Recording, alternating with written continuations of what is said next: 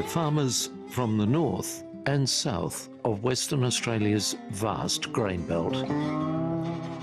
Kathy Cook farms with her family at Coolia, 240 kilometres north of Perth. Kathy? Hi Mark, Lovely. Nice to meet you. Yeah, thank you for inviting us out. Lovely to have you here.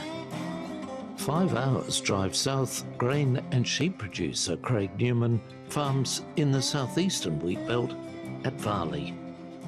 Everyone knows where Wave Rock is, so we're 100 k's south of Wave Rock, which we're at 400 k's sort of east of Perth. If you draw a straight line between Perth and Esperance, we're pretty well in the middle. They're two of Western Australia's grain growers who are behind a steady increase in the state's grain production over 3 decades. For the past 5 years, WA's total grain production average has seen near record figures, and despite a disappointing start to this winter, 2025 is looking likely it will once again go close to rewriting the record book. We weren't expecting, a great year, but what's happened since then is the rain has started to fall, and it's been falling on a regular basis, and we're now at a situation where we're looking at quite a good year.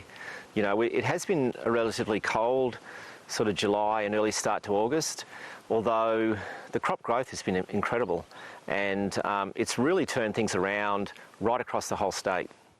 With 9 million hectares of crop planted this season, Michael Lamont's latest monthly grain report indicates WA is on track to possibly deliver almost 22 million tonnes by the end of harvest. We've only had 3 years ever of more than 20 million tonnes, and 3 of those 3 years have all been the last 5 years. This is the 6th year of that run, and if we hit 22 million tonnes, which is what it was in 24, we'll have 4 of our record years in the last 6 years.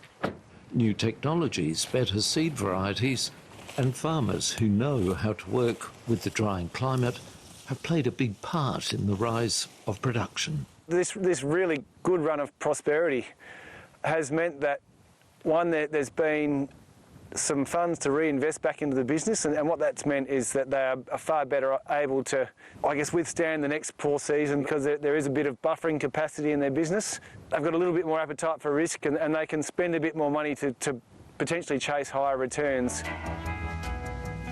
Yeah, I'm going to take you to have a look at some canola, which was a spur-of-the-moment decision to put in. Wasn't in the plan.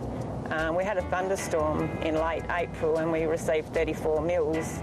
With average rainfall of around 250 millimetres a year, the Cook's 14,000 hectares can return a bounty, depending on the timing of the rain and the heat. Yeah, I nearly fell over when I saw the gauge not only full but into the bottom as well. So my next call was to our agronomist to secure some more canola seed. And of course he obliged, met me on the road with the canola I needed, and we shifted our seeding machines to the farm and off we went. So that was all in a matter of days? Yeah, less than 24 hours. It was a very spur-of-the-moment decision. I just had to run with it. I was not letting that opportunity to go away. And now you're justified? Yes, absolutely. It's good though, yeah. Yeah, I'm really happy with how this is potting up, Mark. It's actually coming along really well. A really good level of pods. So it's probably got another, I'm hoping, at least a month of flowering. So flowering's good. That's how we're making seed. So yeah, it should hopefully be successful. The crop costs about $450 a hectare for the seed, fertiliser and chemicals.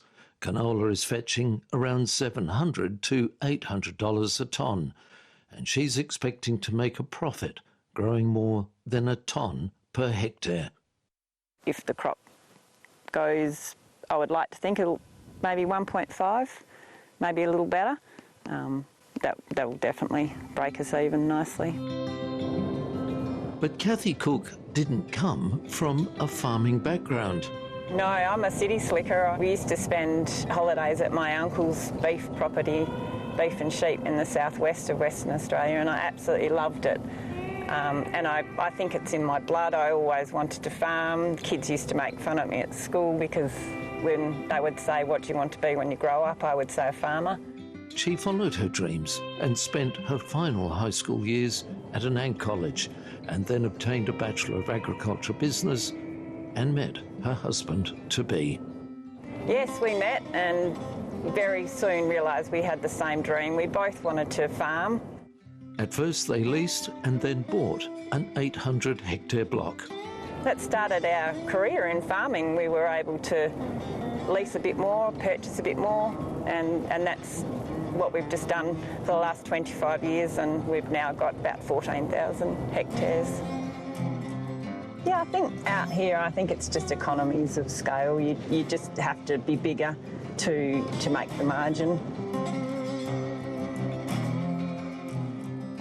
We have had times where we climb and then we plateau, and then we have a bit of a break from the madness of expansion, and then suddenly we'll decide to expand again, like we have done this year by taking on a second seeding rig and taking on another 5,000 acres, and then we expand, and then we almost consolidate, and then who's to know what will happen in the next 5 years. It is still winter, and a lot hinges on the finishing weeks in spring. Well, thanks, Mark. You've made it rain, and I'm just actually going to make sure that the rain gauge is empty because according to BOM, we have about 10 to 15 mils forecast for this afternoon and tomorrow, but it's early. So here we are. I'll check that tomorrow and hopefully there'll be a bit in there. Look at that, raindrops on your jacket. Make it rain. What are you hoping to get out of this system coming through? Look, 20 would be fabulous. We're not greedy, a nice to keep things going for the next few weeks would be excellent. The Bureau of Meteorology's monthly rainfall outlook for September indicates near normal rain is expected in most of Western Australia's cropping areas.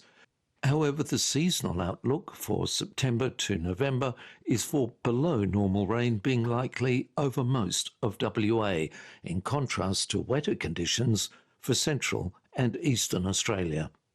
But we actually have a problem out here in the fact that our southern counterparts have issues with frost in September, but actually ours is heat. So we like to get things finished before that heat comes in. Our biggest risk is probably not the dry. We can work with that. Frost risk is our biggest challenge. It can take a good crop from a brilliant crop to zero, and that's just financially it's a massive hit, whereas a dry season generally it stays dry, so you back your finances off accordingly. Mind you, most of it is committed up front nowadays. The growing season began well across most of the southern wheat belt. And the simplest way to describe it is I haven't really had to check the rain gauge that often. Everything has been really good. Just a brilliant start, and it's been flowing quite nicely since. Craig's family farms 8,300 hectares of crop and pasture. Yeah, it's a bit of a high rollers game. It has its good and bad moments. Definitely hasn't been an easy challenge. Some days you can work for, I think we'd work for 10 years, and at the end of it, we'd finally got ourselves back to zero. So that's where it can be. They've stayed with sheep as part of their mix, but with the impending ban of the live sheep export trade, many farmers across WA's grain belt have taken down fences and turned pasture over to crops. There's not much livestock left, and the ones that are in it, their numbers have dropped right off, and that has gone across pretty well to canola is what I'm going to say. There's just 20-30% increase in probably hectares of cropping that has gone in just through that change of enterprise. And that the forecasters predict, if the season has a mild finish, will help produce another near-record grain harvest. Wheat will be, you're looking at over 10 million tonne.